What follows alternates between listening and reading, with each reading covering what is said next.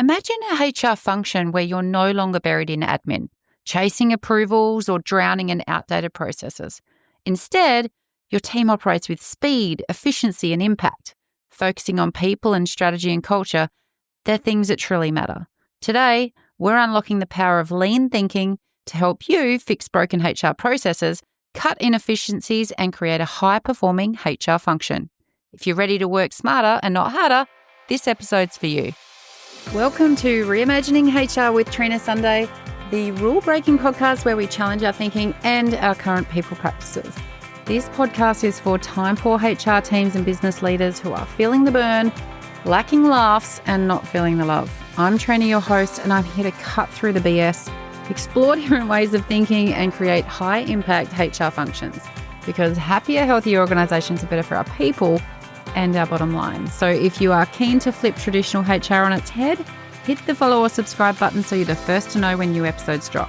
I'm here to help and also to shake things up. So let's get started. Picture this. You're an HR leader walking into another Monday morning firefight. Your inbox is overflowing with leave requests, hiring approvals are stuck in limbo, and your team is stretched thin chasing paperwork instead of driving real impact. Sound familiar? It doesn't have to be that way though.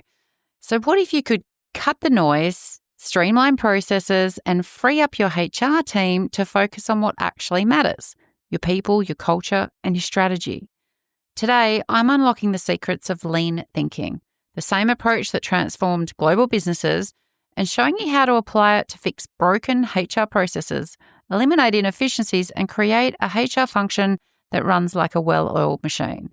If you're ready to shift from survival mode to high-impact HR, then I really want you to lean in. Excuse the pun. So, lean thinking. It comes from Toyota's legendary efficiency model. But we're seeing it revolutionize industries far beyond manufacturing. It's healthcare, finance, and now HR. And it's not just theory. Today, I'm going to explore some real HR success stories where applying lean methodologies led to measurable impact. I'm going to cover a few things today. Lean HR, which is how we can identify and eliminate waste. Kaizen, which is about continuous small improvements that drive big results. Process mapping, with a step-by-step approach to help you find bottlenecks. And automation, how AI, chatbots, and self-service tools are transforming HR. Plus, I want to look at a case study of a company that cut their HR admin workload by 30%. With lessons from some HR leaders and clients of mine who, like us and me and you, have been through the trenches. But what is lean HR? Let's start with a simple question. How much of your day as an HR leader is spent on high-value strategic work? And how much is spent on chasing approvals, fixing errors, or doing the repetitive tasks that, in theory, could be automated? For most HR teams, and especially clients that work with me, that reality is really frustrating. And I was speaking to a HR director from a national healthcare provider recently that I've been working with, and she admitted that her team spent almost 40% of their time manually updating spreadsheets. 40%. I'd be losing the will to live. They spent all their time chasing managers for performance review data or reconciling leave balances. But when we worked together on how she might be able to improve that, and they finally mapped out their processes, they realised that over half the steps they were doing were completely unnecessary. So what they do? They cut them out. And there was a telco company that had also, and this was a colleague of clients, not my client, but a telco that eliminated recruitment delays in a really massive way after she shared our process mapping process with them. They're essentially a mid-sized Australian telecom, and they had a 6-step approval process for recruitment. HR had to collect hiring manager approval, senior leadership sign-off, a second review from finance, and then wait for final CEO approvals. And the result? Time to hire was like 30 days. And not because they couldn't find talent, because they were just stuck in an approval loop, an endless loop of approvals. So the lean HR fix, they reduced those approvals from 6 to 2. The hiring manager and HR. They implemented an automated tracking system that alerted hiring managers when they had stuff to do, and they removed the redundant sign-offs. They didn't add any value, so what was the point? And the outcome was that they dropped their time to hire from 30 days to 15. Like they halved it. So candidates got a better experience, HR saved time, and of course the business filled their roles faster. But one of the processes I really like to look at is Kaizen for HR. It's kind of, lean thinking isn't about overnight transformations. It's about Kaizen or continuous improvement. The best HR teams I've ever worked with are the ones that are not waiting for a massive system overhaul. Massive system overhauls and massive projects like that, they actually rarely drive efficiency. It's all about making small, impactful changes every blessed day. So one of the solutions that we put in place for one of my coaching clients that came off the back of the Kaizen philosophy was HR Fix-It Fridays. And it started as an experiment, but this financial services company in the East Coast, need to be a bit careful here, they were struggling with HR bottlenecks. So they had manual onboarding, paper-based leave requests, and approval chains that took way too long, right? The HR team introduced a Kaizen-style initiative called Fix It Friday. And it was basically a dedicated time every month to fix one inefficient HR process. Just one. Chip off one, you do it once a month, you've updated 12 processes and improved things 12 times in a year. The first fix for them was around automating leave requests. That was the first one that we trialed and that I shadowed them on and helped coach them through the process, and then they went on to do it every month. And basically, what was happening is before, employees emailed HR all the time to request leave, and HR manually checked balances and approvals. Now, obviously, switching to a HR chatbot, employees were instantly able to check their leave balance and submit requests, and they were using Slack, but you could also use Microsoft Teams.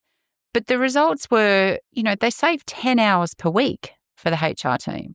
There was faster approvals and happier employees, and errors reduced by 90% because there was no more missing leave requests. And the lesson from the HR director when getting that fed back was, they thought that automation was going to be costly and complex, and because they weren't a large organisation, right? But small changes, like introducing just a simple chatbot, completely transformed their workflow, and it freed them up from a lot of that unnecessary admin work. And that made me think about when I was talking to them, like, how are we measuring up? How are we actually contemplating efficiencies in HR and what it means to level up our processes so that we are working leaner? And in its 2023 research, EY found that performing a single manual entry made by a HR pro of data without self-service technology carries an average estimated cost of $4.78. So every time that manual entry was done, it cost the business $4.78. Now that figure includes labour and non-labour costs required for all the steps of the process, right? So producing the forms, which included printing and copying and postage, double checking the accuracy of the data, and then of course transferring the information into a HR system. $4.78 every time you do something manually. I was extrapolating that out and I'm like, whoa, that's a big cost. But knowing how many transactions you're doing every time, that's sometimes really easy to measure. Other times it can go by time as opposed to activity. And so if you look at how you're going to estimate that manual data entry, you can just look at a basic annual cost calculation, right? Take your hourly wage, multiply that by the amount of hours that you spend per week doing manual stuff, multiply that by the number of weeks in a year, and you can come out with some kind of annual figure. And so if you took an average HR officer's wage or the midpoint of it, which according to Seek, which they say a HR officer ranges between 80 and 95K in Australia, seems high. We all know that they start at 55 and go up to 100. But if we just take the Seek data by way of demonstrating a point, that works out to be about $42 an hour. But then if we look at weekly hours per data entry, research says that the average HR officer would spend about 6.5 hours a week doing manual data entry. So if you take that $42 and you multiply it by those 6.5 hours, and you multiply that by 52 weeks a year, it's about $14,000. 14 grand manual data entry. If you have about 3 or 4 HR officers doing that, and you're looking at what the actual cost would be to automate some things, you start to get a pretty good projection and business case for some of your tech solutions. And if you're wondering where my 6.5 hours is coming from, I'll share the link in the show notes. But we know that HR departments are in charge of, vital, personal and private employee information. But having employees keep track of that information is honestly stealing valuable hours of work from HR. And it can also introduce errors into the data when we have manual intervention. So the 6.5 hours that I'm talking about here came from some research and a survey of around 1,000 HR professionals who were using some software. And about half of the HR professionals said that they leverage between 7 or more employment systems, ranging from HR information systems, applicant tracking systems, benefits admin, payroll, time tracking, a whole load of things, right? And as a result of that, 64% of those HR leaders said that on average they spend between 4 and 9 hours manually entering data every week. So I took a midpoint of that, 6.5 hours. Let's split the difference. And all of these things have slices of what the employee lifecycle is, all of these different apps and tech solutions. But they're often not talking to each other, or they're talking to other products that are not even ours. And so it's not HR not doing its job, but the outcome of poor system integration, because in-house HR is having to jump between these different systems manually, especially as companies get larger. And don't even get me started on the fallout of mergers and acquisitions, where you are literally trying to combine apples and oranges in the first instance, and we haven't costed the implications or the resource needs to appropriately support a leaner HR function, ultimately. That's what you would want to do if you were saving money through merging two businesses together. But measuring your HR inefficiency costs, they can be a great Fix-It Friday exercise for your team, coming off the back of potentially a month of tracking their time. And that month, your team is going to hate life, right? But you can use different apps and software to track how much time you're spending doing things. But when you can show the costs and thereby the savings, if you can automate that manual data entry, execs suddenly have a vested interest in supporting your business case for a tech solution. And while these manual activities on the surface might seem minor, their costs can have a really serious impact. Like, on top of the costs alone, there's the frustration that it's creating by saddling employees with tedious tasks. They consume time, energy, and the financial resources that your HR staff could otherwise be directing to high-level activities like professional development or recruiting or retention. Not only do the costs add up, but they appear to be on the rise thanks to inflation and the technological advances. So what else can we do to lean up HR? Well, get your coloured sticky notes ready, team. There's a really practical tool that I use with lots of teams if I'm going in and doing consultancy work with HR functions, and it's good old process mapping. And process mapping is a really practical tool that every HR leader should use, in my humble opinion. But it's literally a way of visually breaking down your HR workflows, and it helps you find the bottlenecks and to streamline operations. It helps you find where you're duplicating things, where you've got too many fingers in the pie, and where you've got groups of activity that are really manual in nature. One of my clients was an Australian healthcare provider, and they were wanting to transform their onboarding. So we worked with the HR team to map out their onboarding, and we discovered that new hires were basically waiting more than 3 weeks to get IT access. It might seem like a really simple thing, right? But that's 3 weeks of lost productivity, and there's really no excuse for that when we have so many systems involved in hiring and onboarding our employees. So why was it going wrong? Well, IT requests were being triggered after the employee start date, and the managers had to manually submit IT access forms. And HR had no tracking system for pending IT requests because they didn't have any visibility over the IT request forms. So the lean HR fix, they automated IT system access requests. It was triggered immediately upon contract signing. So as soon as a contract was signed, that went immediately and in an automated way through to IT. A pre-boarding process was introduced, which meant that employees received access before day one, and they even started to expose them to receiving information, but with no expectation that they did anything. Don't expect your people to do stuff before they work for you and are getting paid by you. It really annoys people. But they also reduced manual tracking by integrating their onboarding into their HR software where it had been separate. And so the outcome was, their new hires were productive from day one.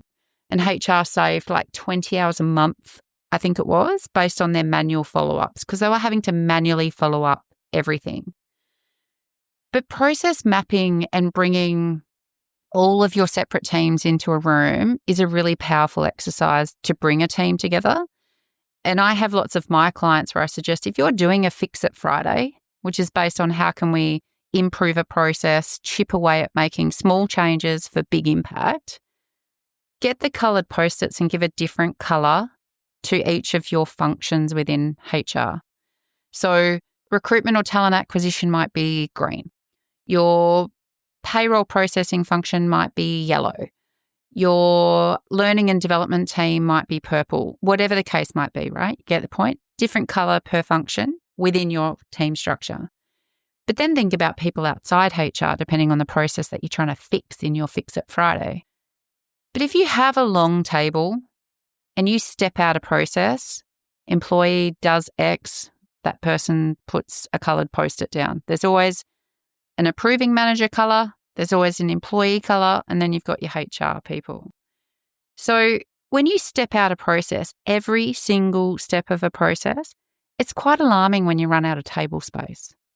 You start to appreciate that there might be 38 moving parts in trying to get something what might seem quite simple done. And so when you map it out, and if you use different coloured Post-its, it becomes a process that becomes really visual. You can see lots of coloured Post-its where they're clumped together. Well, that would tell you that that team does the bulk of the work that's attached to that process. So you'd expect a recruitment team or talent acquisition team would have a lot of steps in the process, right, for recruiting a new hire. But there's other people involved in that process. And when you then see processes duplicated, or if you're doing this as a team, and then you see that there are some similar activities happening that might be duplicating, that becomes really obvious. And your team also gets visibility through doing that activity on what each other are doing. And so it can be a really powerful exercise, but you should always have an outcome in mind, right? Improving your processes, becoming more efficient, becoming more impactful. But you get some great byproducts and secondary outcomes in terms of team awareness, team cohesiveness, and people understanding what other people do. But if we look at automation, because sometimes we will look and do this process mapping and we'll see certain tasks or activities which are really manual in nature. So once I've had some of my clients map out the process, and we've got the rainbow all over the table, it's then about going through the sticker and saying what's automated and what's manual. And so when you start to see lots of different people doing sequential steps in a process and it's manual, you have so many opportunities for that process to fall over. So the more you can automate, the more seamless that will be. Things jump from one step to the next step in real time. And so if we talk about automation, because, manual HR is the biggest time waster in our field, it's how do we look at it? And one of the retail chains that I'd worked with, they cut their admin by 30%. So national retail company, they had HR teams manually handling payroll inquiries. So hundreds of emails every week about pay slips and tax details and leave balances. And employees were really frustrated with slow response times. And this might seem like a really obvious fix to people, right? Why isn't your HRS doing this? But it was more than that. But their lean HR fix was simply to introduce an AI-driven HR chatbot, which had basically payroll and leave FAQs. And in developing the FAQs, which felt like a really difficult process and HR resisted it at the time, but sometimes we have to put work in to make life easier for ourselves, right? But also in going through and developing the FAQs, we really challenge ourselves on, well, what questions do employees really ask? And if you sit there and you develop those FAQs on your own without actually asking your employees, hot tip for you, those FAQs probably are not going to hit the mark because you will come up with what is a frequently asked question, valid. But the real questions that employees want to ask, but they don't ask because they haven't had good customer service in the past, we also want those included. But they also automated payslip retrieval via self-service HR portal, and they removed all email-based inquiries. So employees could get their answers 24/7 at their fingertips. And that HR admin workload reduced by 30%, right? The payroll errors dropped by 70%. And of course, employee satisfaction was higher because they were less annoyed by HR's delay, not answering their questions. And all they really wanted to know was how much money was coming in because they need to remortgage their house, or how much leave they had because they really need to book a holiday. So there's some really key takeaways here in terms of how we can use lean thinking to kind of really make HR more efficient. And the first thing is to identify and eliminate waste, like cut out the unnecessary steps. The other thing is to look at the Kaizen micro improvements. What are small fixes that can create really big gains? Process mapping, love it, but look at it and do it with a purpose of finding and fixing bottlenecks. And then the last thing is automating your HR workflows. Chatbots, AI, self-service tools, they are all critical in terms of making processes and information flow seamlessly. And an action tip for you, pick one HR process this week, just one. Map it out, find some inefficiencies, and fix one thing. And if that's the way you show up, and if you bring that lean thinking into your day, you're going to be improving the performance and the impact of your HR function week by week. And in improving how much value you add, you're improving your credibility. HR should be a strategic enabler, not an admin department. So by applying lean thinking, we transform HR from reactive to high impact. Imagine that. Thanks for tuning in and leaning in to this week's episode as we look to reimagine how we show up for our people, organisations and community. Reach out to us via our website at reimaginehr.com.au with your HR horror stories or suggestions of people you'd love to hear from or topics you want to explore. It's all about people, purpose and impact, and we are here for all of it. Until next time, take care, team.